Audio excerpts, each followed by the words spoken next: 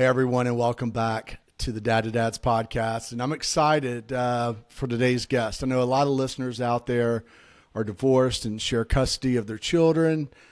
And there's probably some times when you wonder, how your children's processing everything and, processing growing up in two homes. And, I thought that why don't we bring in an expert, someone who has not only lived that life, but also writes about it and helps to educate others. So as the voice or one of the voices for kids growing up in divorced homes, I want to welcome Bella Duncan. Bella, welcome. Thank you so much for having me, Robert. I'm really happy to be here. And you're joining us, you all will be able to tell, you're joining us from Australia. All the way from Sydney, Australia, where it's summer, but it's raining outside. And it's the morning here. So, 10 a.m. for me. Yeah, I know. That was a little bit challenging with the time, getting that worked out. But I appreciate you being so flexible with everything. And good morning to you. Yep. And good night to you, Robert. Yeah, there you go. So I found you through Instagram, A Kid with Two Homes. I love your site. I highly recommend that to anybody that's listening out there. But can you give us some background?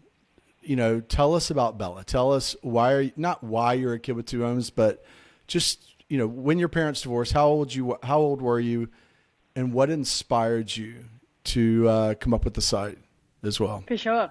So I think we should start at the start. So My parents got divorced when I was 3 years old. I have a younger brother, and he was one at the time. My brother and I are extremely close. He's my best mate. So our parents got divorced when I was 3 years old. And then for the next quite a few years, up until I was 18 years old, it was a pretty high conflict situation.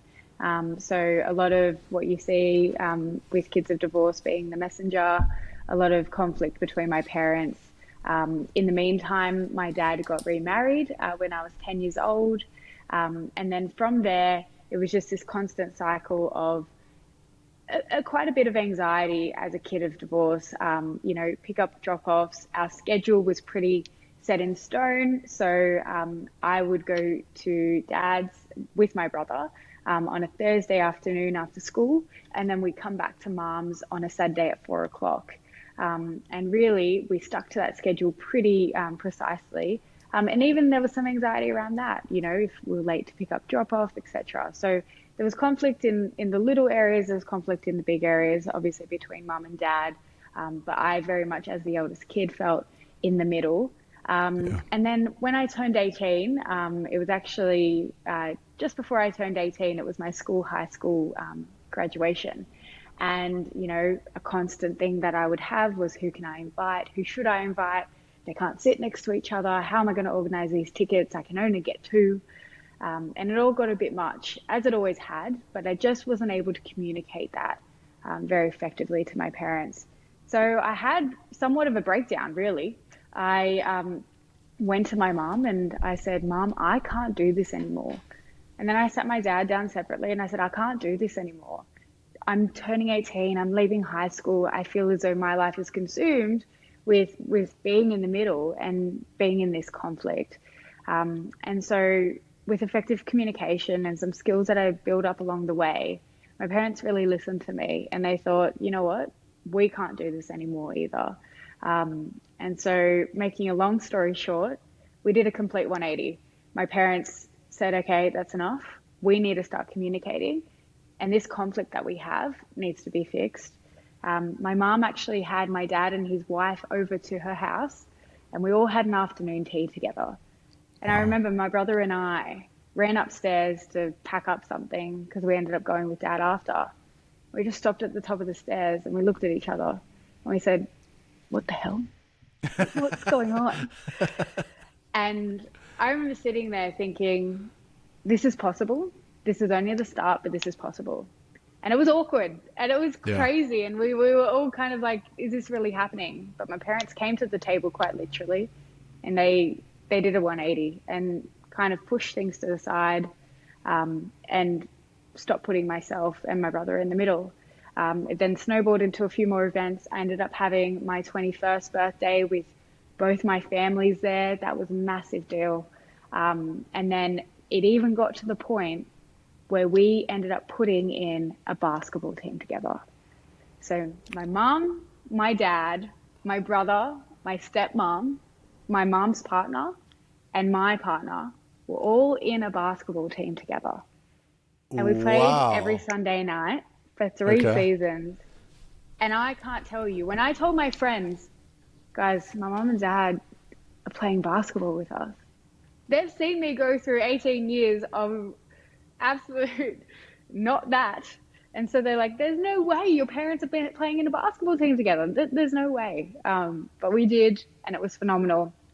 And just very recently, I had my own wedding and both my parents were there. And that was a moment in time that I've always dreaded, because I always thought, just like my birthday parties, just like everything else, I would have to have two weddings. But that's where we're at today. And I'm very grateful. But during that process, when I was 20 years old, so this is about 2 years after that 180 that we did as a family, I thought, you know what? I needed something growing up. And there was never anything out there for the kid from the kid. Sure, there's your school counselor and you've got beautiful family and support around you. I had great friends, but there was never anything out there from my perspective. And I wanted to fill that gap. So I created a Kid with Two Homes.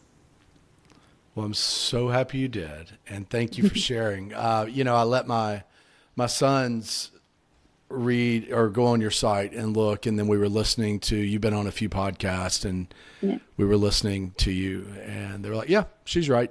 Yeah, she's right. She's right. Uh, you know, I hate that you were in that predicament, but I love that you stood up and talked to both of your parents. With the high conflict situation, I mean, unfortunately that can happen. Unfortunately, kids do get put in the middle, and it's not healthy. I mean, it's definitely not healthy. I want to go into that in a little bit, but a question that I am dying to ask you is, were many of your friends' parents divorced? And did you, if not, if they were together, or the ones that had both parents living in the same house that were still married, did you feel different? Like, and there's a reason why I'm asking that, and I'll share that later, but did you feel different being a kid from two homes, coming from a divorced family? Great question. So given my parents split when I was 3 years old, I found that was quite early on in life in comparison to the people around me. So when I started kindergarten, I remember there was one other girl who had her parents divorced. And I could tell from the first day of kindergarten because both her parents were there, but they weren't together like every other person's parents. And I remember we weren't actually very close friends, but we always had this mutual understanding that we were going through the same thing. That I know she visited her dad on specific days, I visited my dad on specific days, because little things like my bag would be packed to Billio on a Thursday because I'd have to take all my stuff from mom's to dad's. And she was the same. So I really I felt different, and I felt as though, you know what, I can only empathize with her on this part of my life. But as I grew older, a few friends would come up to me and they go, oh, your parents are divorced, aren't they? And I go, yeah. They say, well, my parents are fighting a lot, and I heard the word divorced, and I think they're not going to be together for much longer. And then that number of people increased as I moved through high school. More friends would come up to me and say, I think my parents are getting divorced. And then unfortunately, that number grew, and I found that I was looking around and not just seeing one other girl in my class, I was seeing quite a few. And I was seeing them struggle through the things that I struggled through, but at different stages. And of course, divorce is very age dependent as well as a kid. Given I was 3, I remember, people saying, oh, you won't remember much. It's better this way. But then I'd see some friends go through it at 14, 15, when they're just trying to figure out their place in the world. So Right. definitely that number of people increased. But I don't know if that feeling of being different really ever changed. And I couldn't pinpoint that until very recently when I really started to get into this blog and really started to get into this page.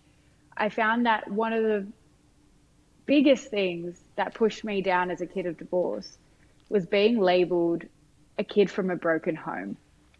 And this idea that my home was broken or I come from a broken family made me feel very different and broken myself. And I felt as though I was being labeled something for a choice that I didn't make. And I'm quite passionate about this because I think, you know, when you go meet a new friend or you go meet a new family or you're even being introduced to people, I've been introduced as, oh, this is Bella. Oh, yeah, I think her mom's coming, but oh, she's from a broken home. So I'm not sure if her dad's coming. And that just makes me sit there and feel this small because a decision I didn't make and my family's not broken. They're divorced, sure, they're separated. It doesn't make me broken. And so that feeling of different changed from, you know, I just don't have everything that they have. I don't have two parents at home to, oh, I'm actually broken because of a choice I didn't make. And I think that very much motivated me with this blog, and it very much motivated me to remind kids of divorce that they are not broken, and even families are not broken. No matter what, my mom and dad will always be my mom and dad, and no matter what, we will always be a family of some sort. That's just the fact of the matter, and I'm not broken just because my parents are divorced. So that feeling very much changed from being different to feeling broken and then working through that. Wow. Thank you for sharing that. I've never thought about that. I never have, but that makes complete sense. I mean, it definitely does. And your parents loved you a lot. So you had that. And so there's nothing broken about that. Correct. And, you know, it's interesting. And I'll share this. When my ex and I were separated and the boys found out, yes, we were getting a divorce. I was walking them to school and we had this one tree. I know it might be silly, but this one tree where it's about a block and a half away from the school. And we called it the hug tree because the boys at that time were getting to the age where they were cool. You know, they wanted to be cool. They didn't want to be hugged goodbye in front of their friends. And so that was always the tree that it just so happened that I'd always say, okay, I'm gonna give y'all a hug here, you know, and it was by this one tree, this deformed looking tree. I mean, it's just a pitiful tree. But we called it the hug tree. And we still do. So we walk by there. And one day I could tell they were down. And so I said, well, what's going on? You know, and I always tried to make our walks, you know, it's starting their day. I always try to make their walk something exciting and fun and getting geared up for school. And they both were afraid of how their peers, how the other students would look at them. And, you know, they were worried because they were the only ones, and they were in elementary school. They were fairly young, and they were worried how their friends would look at them because a lot of I don't know if they had any friends at the time who came from divorced homes, whose parents were divorced. And so we talked about it. You know, you keep your head up and nobody's going to say anything. No, I promise you nobody will say anything. You keep your head up. I know you're worried. I know you don't want them to talk about it, but you know what? Most kids, they're not going to talk about that stuff, and they probably don't even know. And just, you know, hold your head high, stick your chest out, and have a good day at school. And I love you. If you need me, I'm here. Have your teacher call me.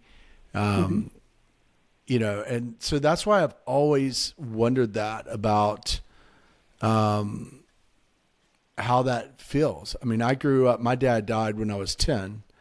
And I was the only one that it was sudden. And I was the only one, of course, in my class who didn't have their dad, you know, whose dad had passed away. There were a couple who came from divorced homes. But, you know, there were a lot of things that I missed. I mean, you know, not having my dad, but it's interesting. One thing that you said, about your friends coming to you as their parents ended up getting divorced. I have seen that with my sons, where different kids, they'll tell me, that dad such and such came to me today and told me his parents are fighting a lot, and they're really same exact thing you said, that they're mentioning the divorce word, or they heard their dad or their mom threatening divorce. And, Yeah. So that's, they'll come to them. And,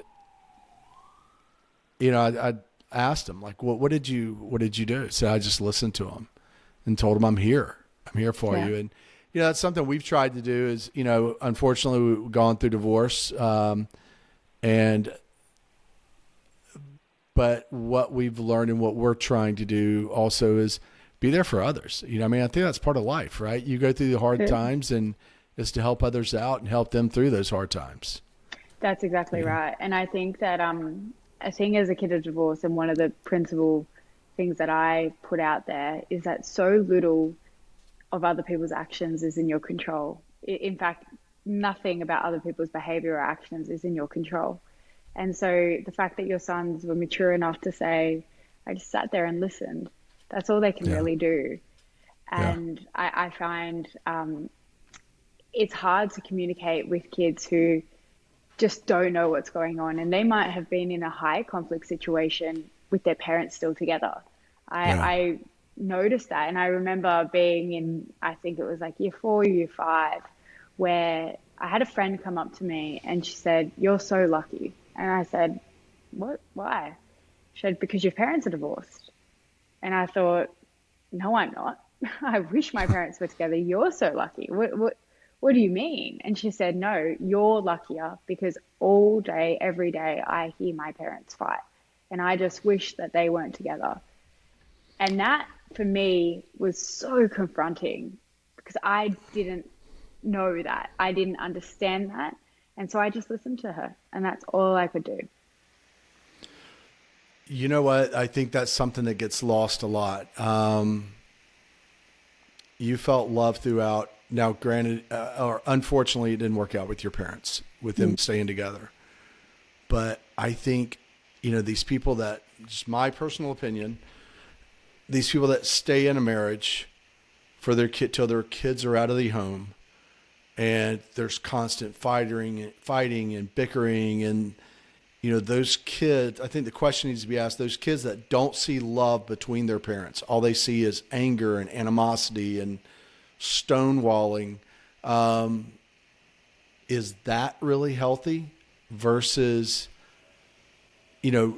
maybe being in 2 separate homes, and where each parent can parent the way they want to and provide love and maybe more quality time to their child. And maybe they fall in love, and then the kids get to see that, get to see, hey, okay, this is what love is. Yeah. And it's a really interesting and difficult question. I think that as a kid of divorce, I'm very much still struggling with the answer to that, because I grew up wishing that my parents were together, and I grew up wishing that they just worked it out.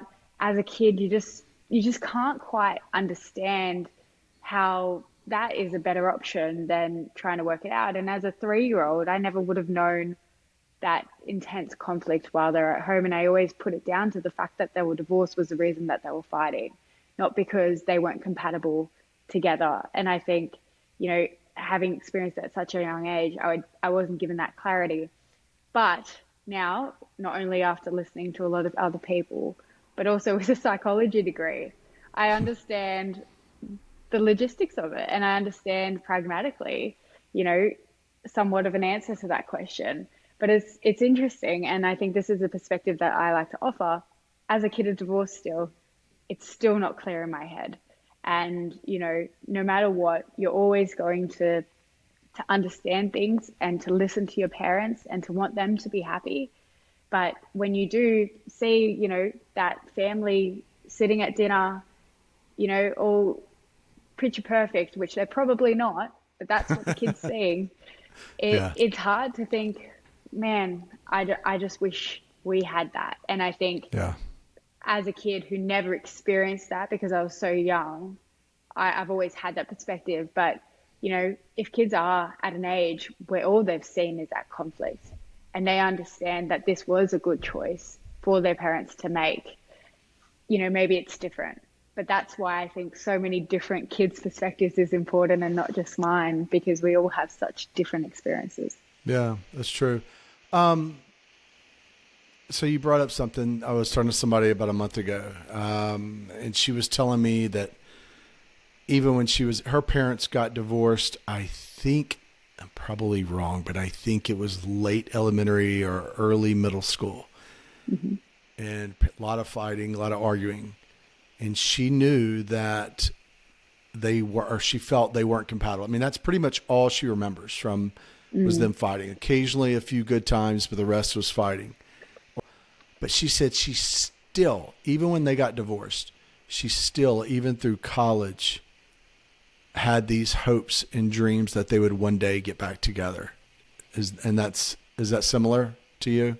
Yeah, of course. And even after, you know, everything you've been through and everything you've seen in the high conflict, and you just look at them and you think, there's no way you got married. It's just like, no way that this ever worked. Yeah. And you hear stories about, yeah, no, at the start it was great and this and that, and you just sitting there going, still can't see it. But, we are all raised on a society of the picture perfect family, Yeah. family of four with the white picket fence. And I think that, it's been really difficult and challenging to rewire your brain and say, you know what, as a kid, I have no control over this. All I have control over is my own actions and what I want to build my life to be.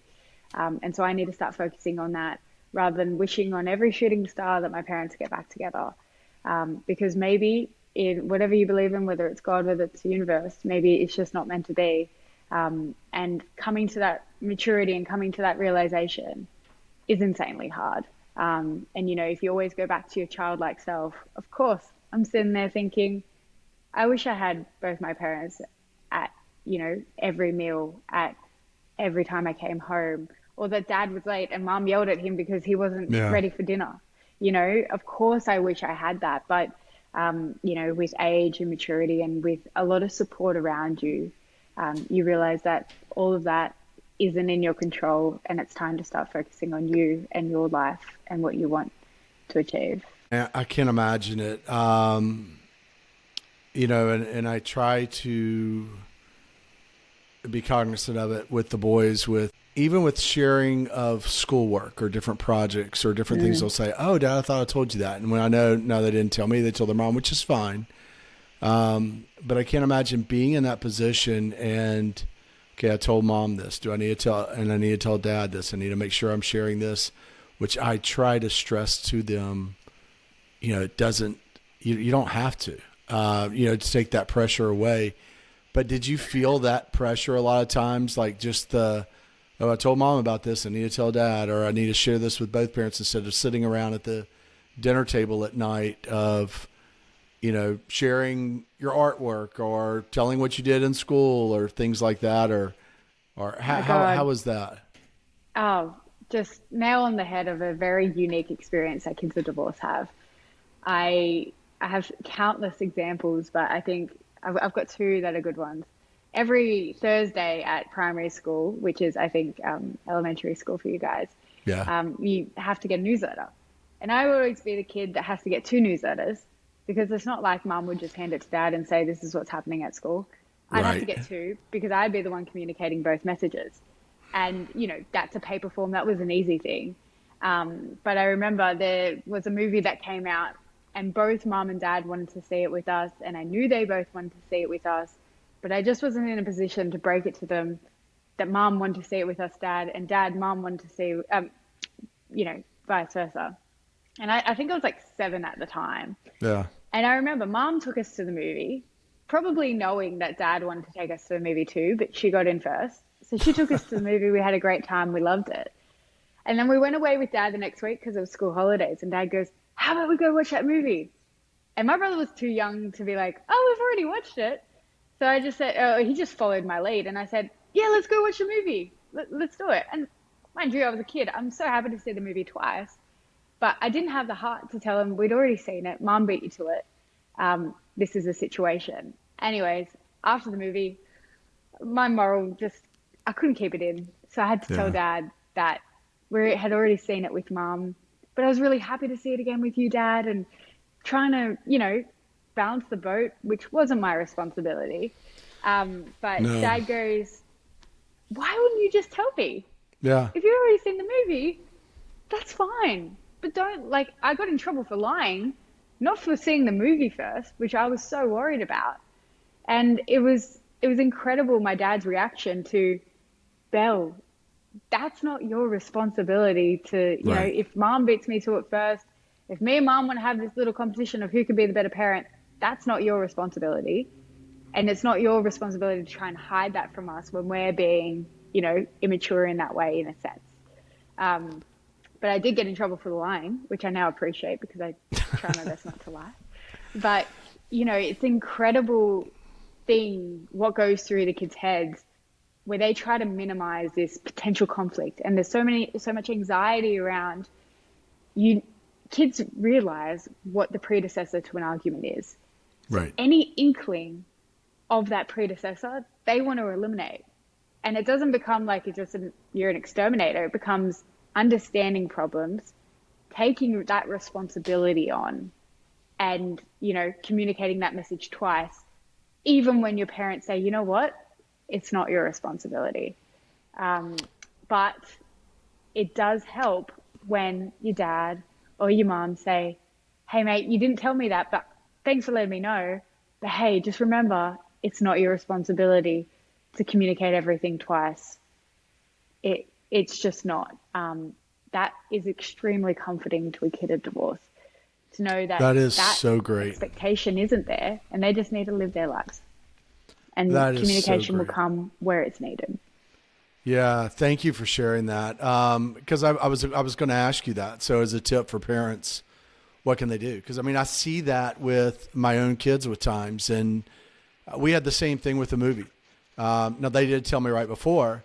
I think it was like the latest Top Gun movie a few years ago, or a couple years ago, or maybe a year ago, whenever it came out, and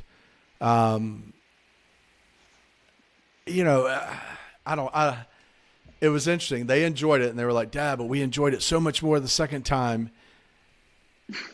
I don't know if they did or not, or if they were saying that just to make me feel good. I think at times, I think you said it right. I mean, they will do whatever it takes to prevent any sort of argument. And, they're people, generally, the people pleasers, or parent pleasers, let's say. And, they want to, whatever they can do to minimize conflict. That's a great tip, what you said for parents. That's wonderful, and I'm going to try to remember that. I want to be respectful of your time. Of course. But tell me this, what you've shared a lot, but what did your parents do great?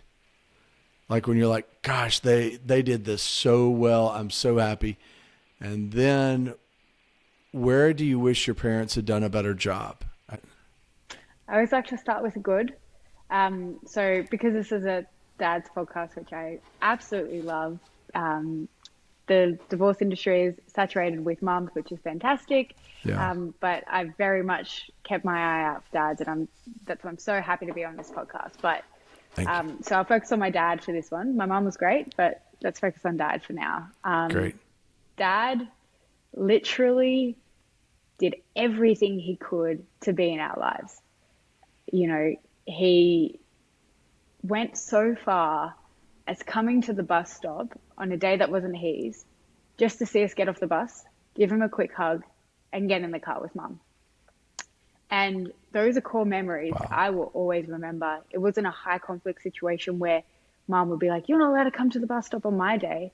He'd just literally be there just to say hi to the kids and then go. And I totally empathize that so many people have different work schedules, etc. But it just worked out that my dad was able to be at the bus stop when he could on mum's days because, Thursday to Saturday wasn't a terribly long amount of time for us. We had so much to jam pack in our lives. Dad, my dad's a sports scientist and sport was always a massive part of our lives. And I think that bus stop situation then translated into our training. So if mum couldn't take us to training, dad would organize I'm available, I can take the kids to training. If he couldn't take the kids to training because mum could, he'd still come to training and watch us train. And then afterwards, we'd give him a quick quick hug, quick kiss, and then we'd be in the car with mum. I'm talking like we'd have sometimes 3-minute interactions for dad to just sit there for an hour and a half to watch us train.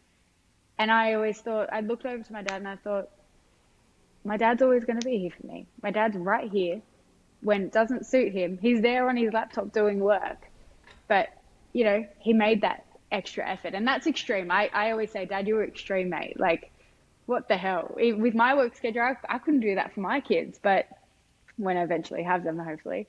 But, you know, those little things of my dad making that extra effort, stupid effort to just be in our lives and not make it my mom's problem, not say, it's because your mother doesn't let me have more time with you. It was just, I'm here because I want to see my kids and I'll just give them a quick hug.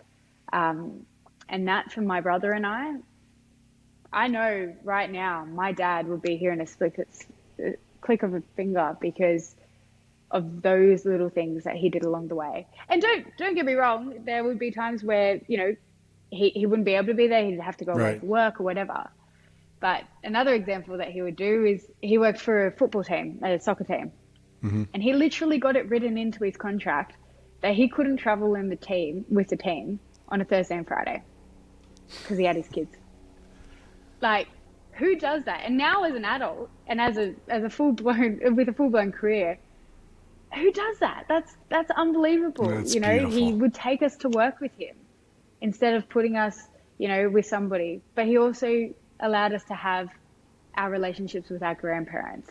When, you know, mum and dad couldn't look after us because they were at work, we were so fortunate enough to have our grandparents around us, you know, and lean on those people. So I think that's something, you know, that my dad did so well. Put himself in our lives, not to the point where it would cause more conflict, but just to say, guys, I'm here. I love you. Have a good day. Well, yeah, that was a big one. It's beautiful. And that touched me. I was putting myself in his shoes because I remember going to my son's soccer practices and watching the practice. And then when they came off the field, you know, giving them a quick hug, you know, telling them they did great and proud of them, you know, quickly hearing about what their school was like, you know, earlier in the day and tell them to have a great day tomorrow and I'll see them in, you know, 2-3 days. Yeah, it's interesting. I never thought about, I mean, I think about with your dad, I mean, there was probably, you know, that was probably so warm for him and what a loving person. I think that was so warm for him just to see you, you know, just to see you going out there, enjoying yourself and getting that quick hug. And that's interesting how impactful it was. That's great to hear how impactful it was on you. And it sounds like an awesome man. He really does. Sounds like a great father. He's the best. And, you know, he's made mistakes and he's taught me his mistakes. You know, it's not this perfect person that, you know, he's tried to make out that he is invincible and will always be the best of the best. No, I think, you know, obviously age appropriate. My dad has been so transparent with me, especially, and we've been able to build that relationship. I remember even little things like we went to get coffee. I think I got a hot chocolate because I was like 12 maybe. Yeah. And Dad said, you know what, Belle, like our relationship's going to start changing now that you're getting older. You know, one day you're going to move out and you're going to get married, but you know what we'll still have? We can still meet up for coffee just like this. And I thought, Dad, I'm never leaving you. There's no way. I couldn't possibly. But, you know, now I'm at that age, I'm literally organizing to meet with my dad tomorrow for coffee because that's what we started back then. And your relationship will change and you'll get to a point where my brother now goes to cricket practice and Dad doesn't go because he's 22 and that would be a bit different, you know, but he would still go to his match on a Saturday to go watch him play. And, you know, all his mates know my dad because Dad's around.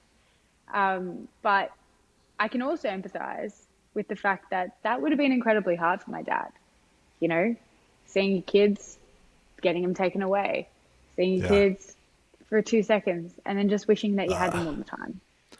That is I rough. can't imagine. Yeah, that is rough. I will say that it is rough, and it's it's rough at the end of the time when they're with you and they go back to their mom. I mean, that's extremely, and I know it's tough for moms too. Of course. But that is very rough. It's gut wrenching. It definitely is.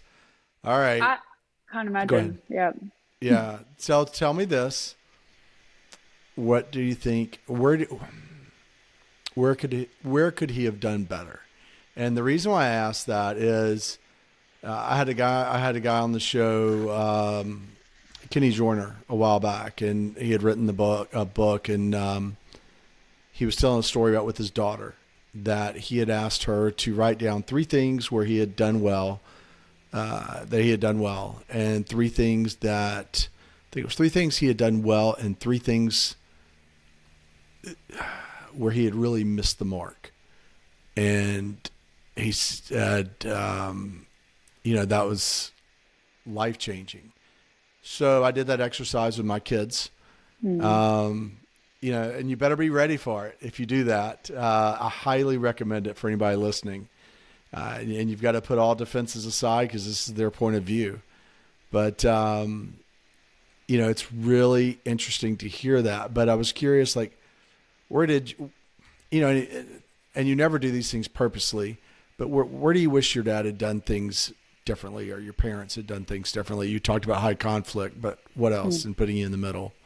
What else? Yeah, definitely being aware of what was putting me in the middle. And, anything from simply getting me a phone in year 4 to be contactable was, a logistic decision, I think, on behalf of dad to think, okay, well, this way I don't have to call mum and, ask to speak to you guys, kind of cut that potential conflict out and get Bella a phone instead.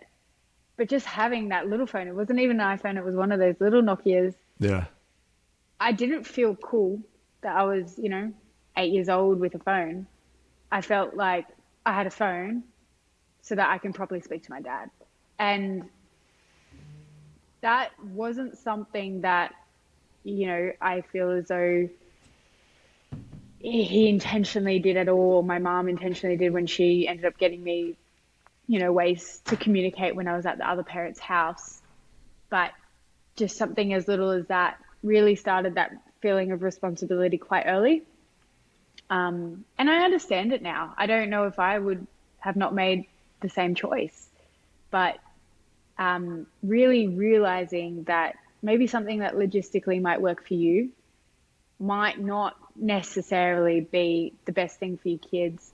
And I think having it at the forefront of your mind to not put responsibility on the kids will help you better inform those types of decisions. I think another thing would be to not have fear of your co-parent. And that, I think, is particularly harder for dads than it is for mums. In our situation, my mum was quite upset and angry. And, dad felt as though she had some control over what time we got with him and, who we could see and what we could do. And I think a lot of the time, dad would feel somewhat, in a way, fearful and act out of fear in terms of what we would do and who we would see, etc., rather than communicating properly with his co-parent. I emphasize that it was extremely difficult. It can be difficult in various situations. But I think having come out the other end and seeing the 180 that they've now done, the communication that they were able to have so many years later, and I understand that time is important. There's always that part of me that thinks, why could this not have been done earlier? And why did it have to take, me getting to that age and to that point for that to occur? So rather than living in fear and, perhaps trying to limit conflict with your co-parent, in that type of way, take initiative and put your kids at the forefront and think, okay, I don't want to communicate with my co-parent because, I want to get back with them or I want to be best friends with them. No way. No one's expecting that of you. But putting your kid at the front and thinking, okay, me respecting my co-parent as my co-parent and that alone is only going to help my kid. And I think when it's broken down like that, it's much easier to quantify in your head rather than just live in fear that, your time with your kids is limited. It can be taken away at any point. Because the reality of that, if you break it down from the kid's perspective, could be done quicker and easier and without, long-term damage, to your kids and that kind of relationship and them feeling in the middle. That makes so much sense. That makes a lot of sense. Let me ask you this too. You were talking about it earlier, sort of the competing. Kids can tell when parents are competing, can't they? I mean. Oh God, yeah. Yeah. And it's funny because they neither want to admit that they're competing. Right. And definitely now, but even then, I understood why they would want to. Our time was limited. There was this idea of we don't want you to see, the ugly side of us where we're in conflict and where we don't like our co-parent, etc. So they try to kind of push that to the side and be like, hey, let's go to the movies or let's do this, which is great bonding anyways. Parents should do that. But you can tell when it's just this idea of, I just want to get back at my co-parent and I want to be the better parent. I want to be the cooler parent. I want to be, this and that. And there were definitely glimpses throughout my childhood where I saw that and I get it. But I think from the kid's perspective, both parents bring such different things to the table. And if they just focus and realize what those things they bring are and focus on them alone, then your kid will love you no matter what. And it's not a competition because there's no way a mom and dad can compete, or a mom and dad, whatever it might be. No. There's no way that they can compete. They're such different people and your kids see you so differently. So when you do compete, it's so bloody obvious that your kid's just going to probably roll with it. Yeah, I think that's so powerful what you said. It's tough though, but you have those thoughts because you want to be, I guess you're right, kind of the cool parent. Or I want them to have the same excitement with me or more excitement. But oh my gosh, what a rat race that can become, And I was so on the side. I assist people who are either going through or have gone through divorce. Now it's a group setting, and the numerous times after class, I'll have somebody come up to me, and especially with this Christmas, a month ago, talking to me about, oh, I know my husband or I know my wife, they're going to get them this and that, and I've got to find something to outdo them. And it's like, stop. Or they're going to go, they're taking them to, wherever skiing. And so I need to do something that will outdo that. And it's like, no, just quality time.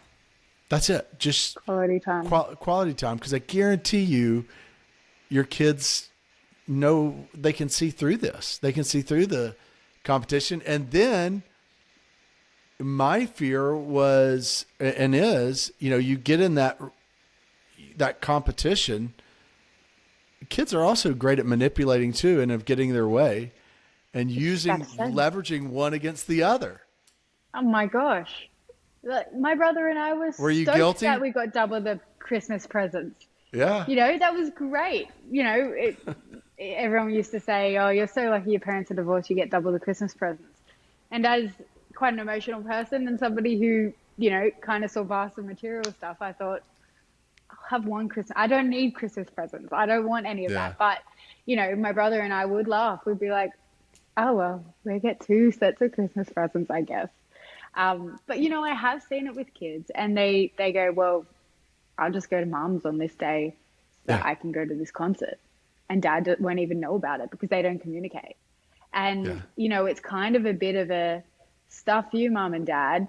If you want to play this game, as I get older and I get a bit angrier and I still don't understand because this communication hasn't been, what I needed, they start to go, I'm just going to use this against you.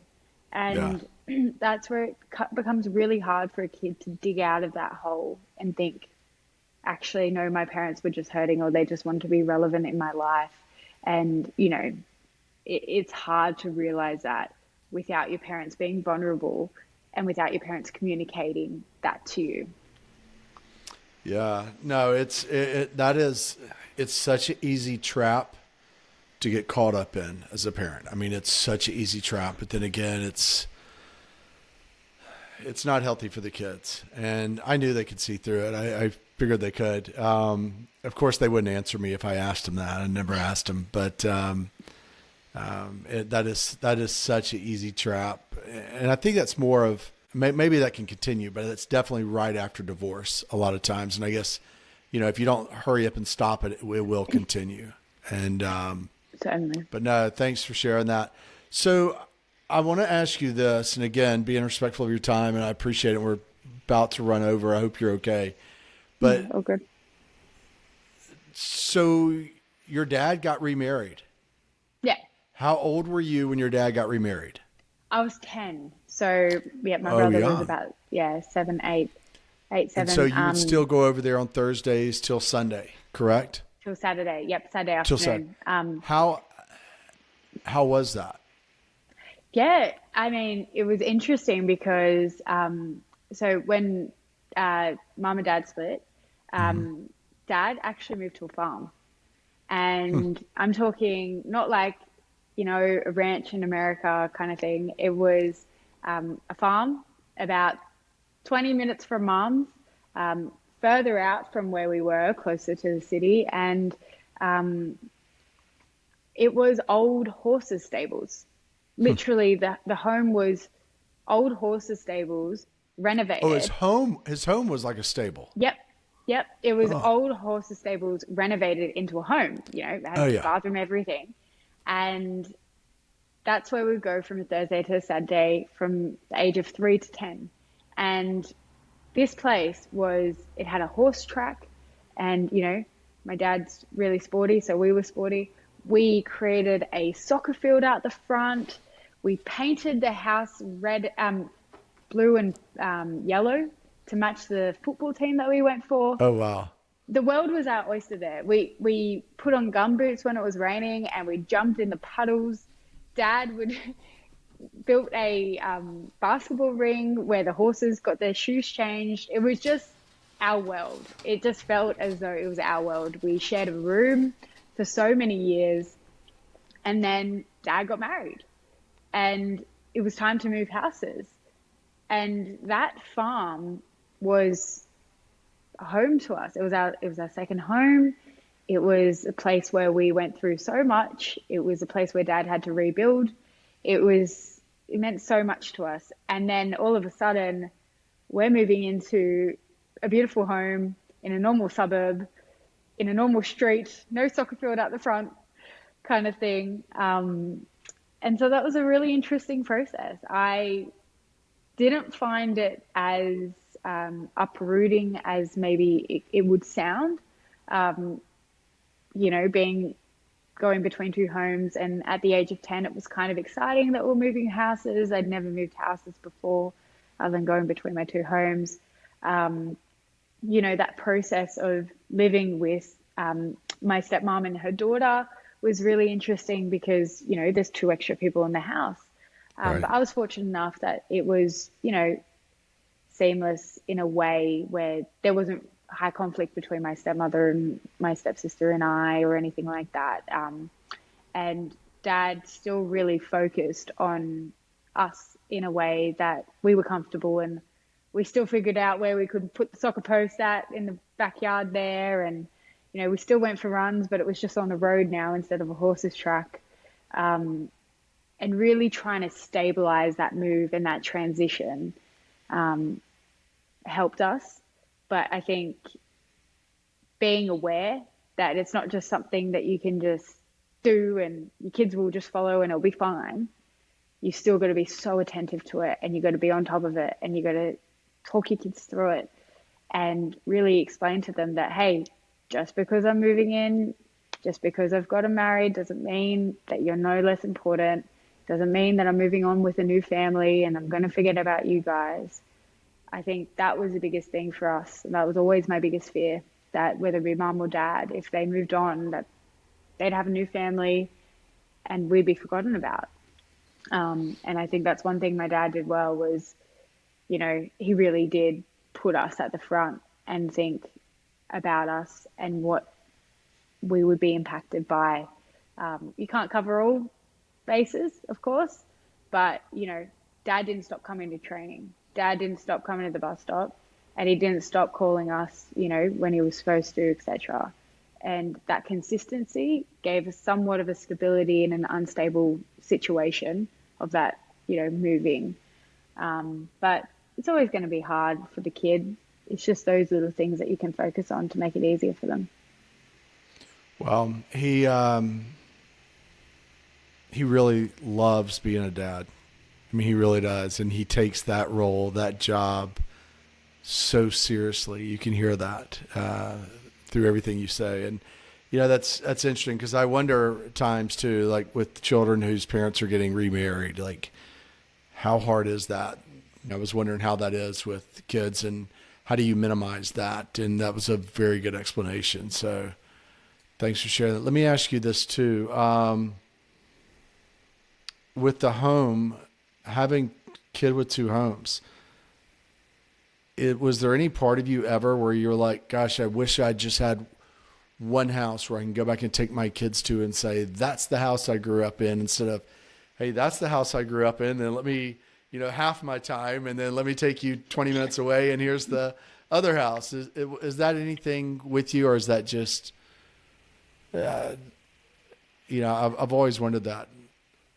Yeah, I mean, look, I've really tried to tackle this head on and, you know, think about what it means to me, etc. But all my life, I haven't felt broken.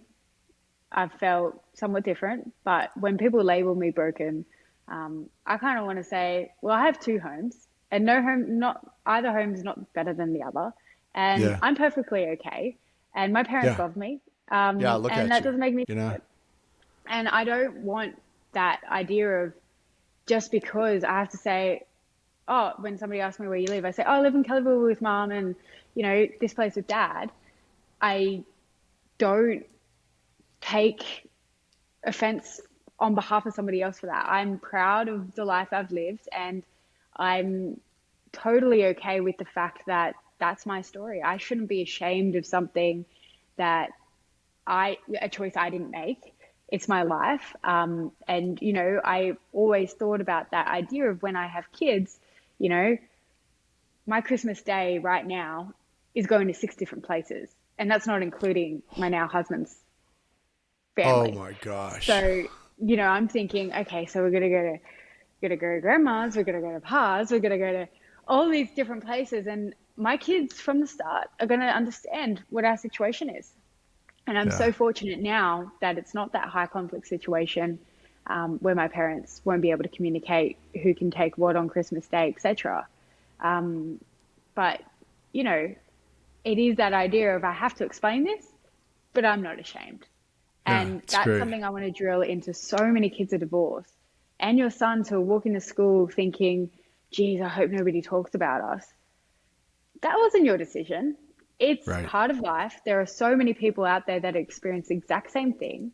And it's not a reflection on you. It's not a reflection on your family. It's no one's business what happened, who did what, etc. If you want to share your story, that's fine. But you're not broken, and that's your life, and you shouldn't be ashamed to explain to people what your situation is if you feel comfortable with it. Cancel the word broken home. How about that? Cancel it. Cancel it. I've been calling it You know, out. everyone, yeah, everyone's so quick to cancel things. Let's cancel that term. Totally let's cancel broken home. One other thing that I can't stand is people will say kids are so resilient.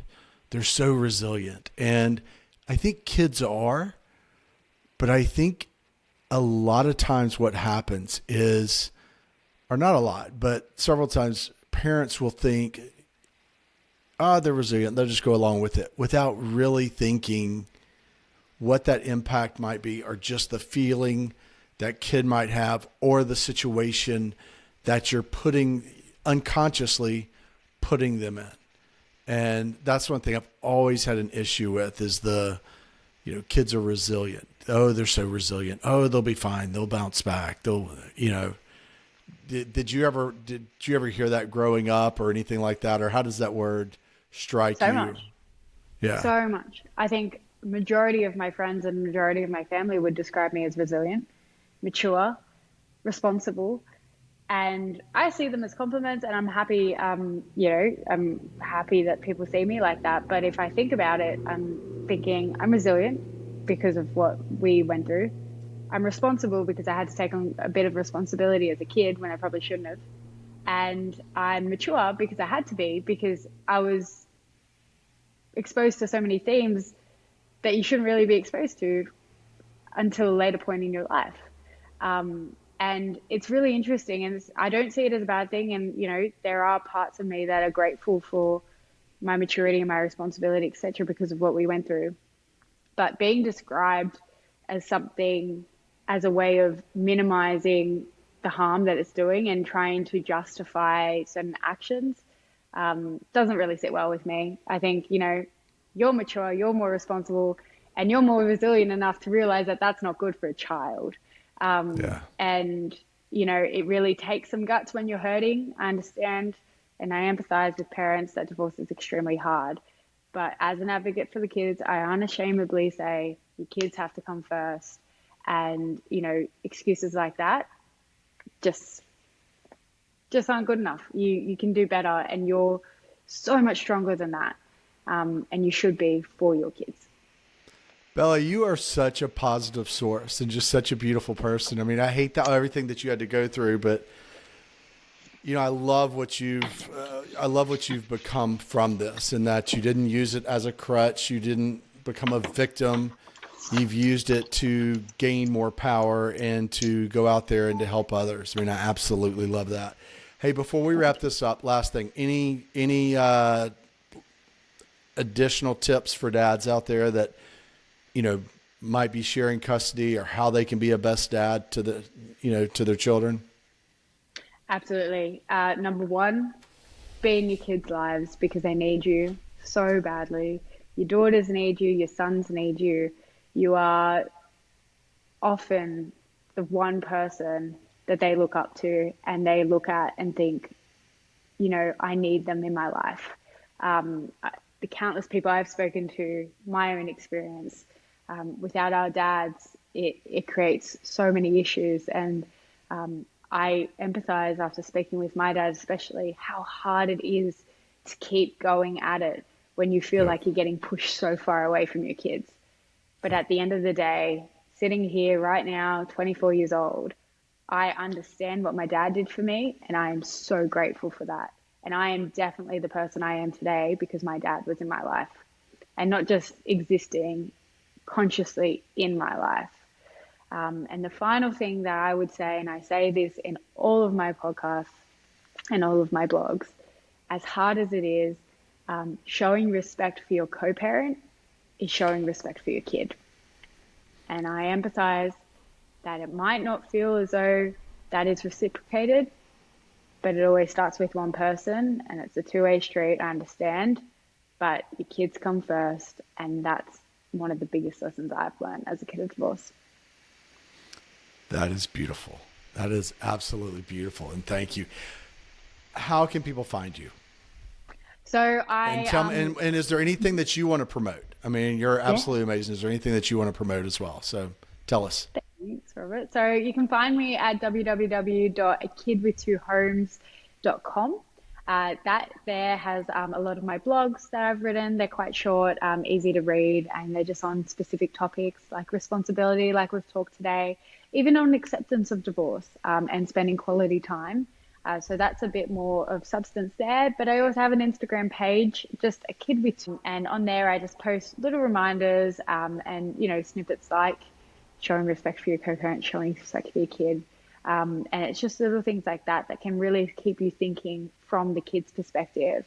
Because as I said, there's so much out there from the parent's perspective, which is great, but sometimes you need to hear it from the kid themselves. There's a lot in the pipeline, and that's to come soon. But I would also, of course, Robert, love to be a guest on here again if you ever had people asking questions from the kid's perspective or any particular topic. I'm so happy to come back. Yeah. So when you were thank you for saying that, because I want you to come back. Because as you were talking, I would love to have you back to speak about the impact of your dad the impact of dad on daughters. And yeah. I've really been trying to, I've had guys talk about the impact of fathers on sons. But I would really love to hear that. And, again, kind of go into more about what your dad meant to you and having him involved in your life. I would love that. And, for sure. Yeah, I definitely thank you so much. I mean, seriously, thank you for welcome. taking time out of your day and for being on here. And I mean, I really do appreciate it. So thank you, Bella. Thank you for having me, Robert. So happy to be here. Hey, and thank you all for listening to the Dads podcast. You can find us on Spotify or Apple Podcast, as well as on Instagram and also YouTube. And don't forget to hit the like and subscribe button so you don't miss any future episodes. And we'll see you all next time. Thank you so much. Hey,